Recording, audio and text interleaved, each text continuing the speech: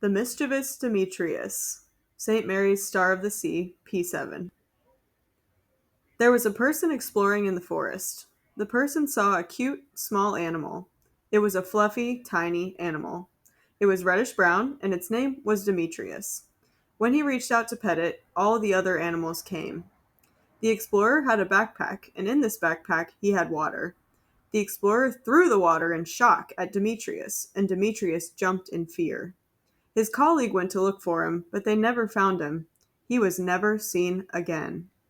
13 years later, a journalist went to explore the forest, but this time there was only one of the creatures. She had heard about the case of the man who went missing and wanted to solve it. The journalist had worked with an explorer who was working on a project called Project Demetrius. Just then, a red, furry twig fell behind him. But it wasn't a twig at all.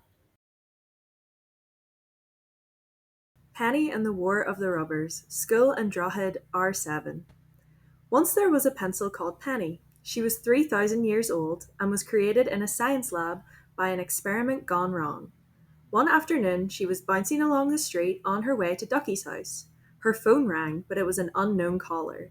She answered the phone with her rubber end and heard a deep, husky voice.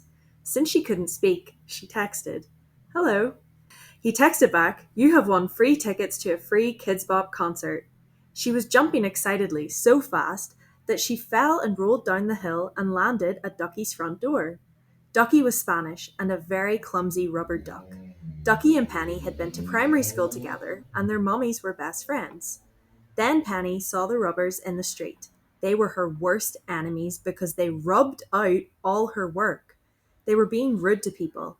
Penny jumped out and tapped aggressively in her language, "Stop being rude to them."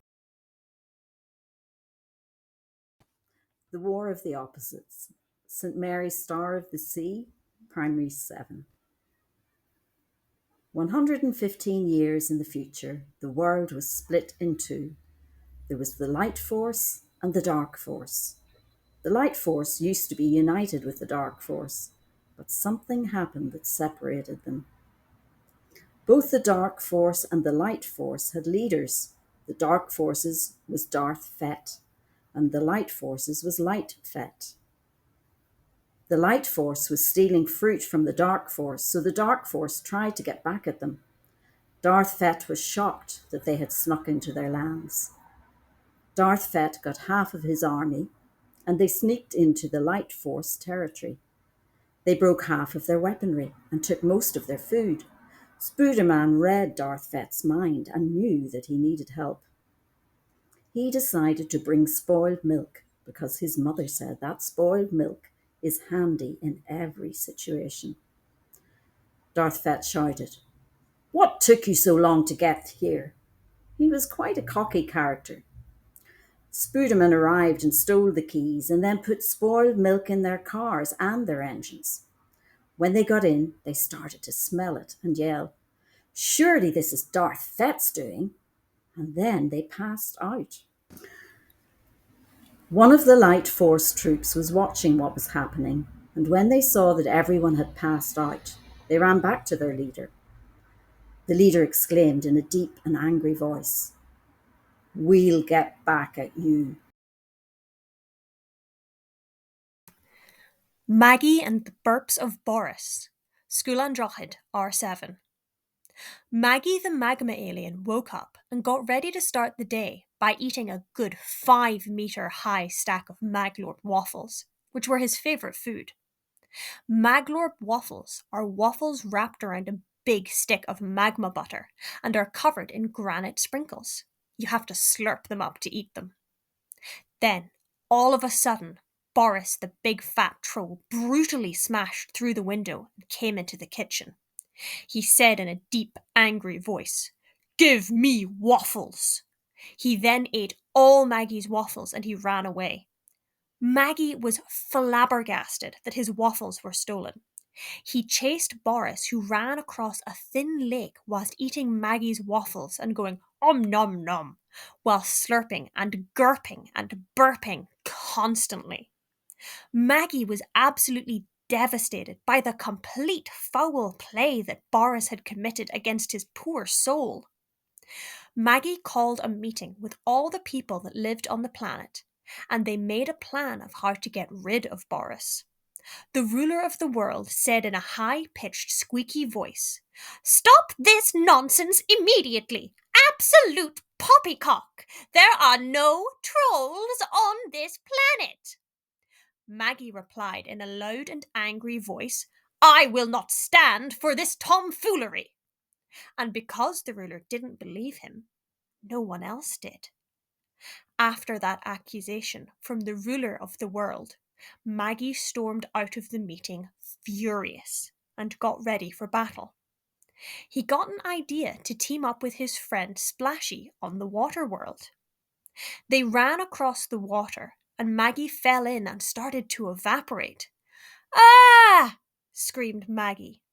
Suddenly, at that moment, Boris the big fat troll came and lifted Maggie out of the water and saved him. While Boris the big fat troll was holding him, "Nya-ha-ha-ha-ha," he laughed maliciously, and then he awesomely said, "I'm here for more waffles." Why, hello, P7s at St Mary's, Star of the Sea, and rang a shack to Scoil and Droichid. It's Mr. Duck. You may remember from the first workshop that I wasn't so sure about the idea of children writing stories. In fact, I'm afraid I might have been a teeny tiny bit rude about it. Well, after reading all your brilliant stories this year, I can say, with some hesitation, that I was definitely wrong. Children make wonderful authors. In your first workshop, you proved yourselves by writing a quacker story at Conswater.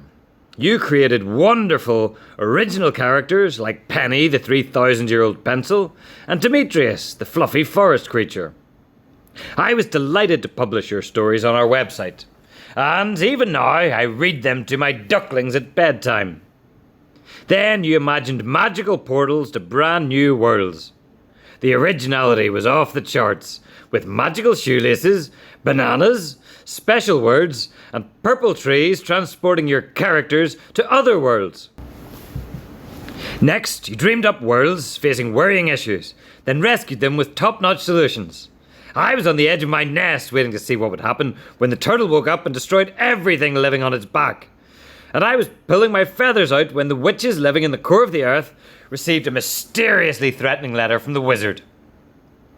At the Seamus Heaney Centre, you showed off incredible authoring skills with Maggie's Maglorp waffles and Darth Fett's spoiled milk warfare. Your story writing skills get better every time. You really wowed me with your incredible author bios, and I loved hearing about the things you're clever at, and even your favourite smells. It wasn't easy trying to guess which sentence was the lie. At the last workshop, I was impressed with the quacky adjectives and synonyms you came up with to describe yourselves, and I'll be adding them to my quactionary. It's been an amazing year getting to be your editor, and I'm so proud of the writing you've done, and I can't wait to see what you do next.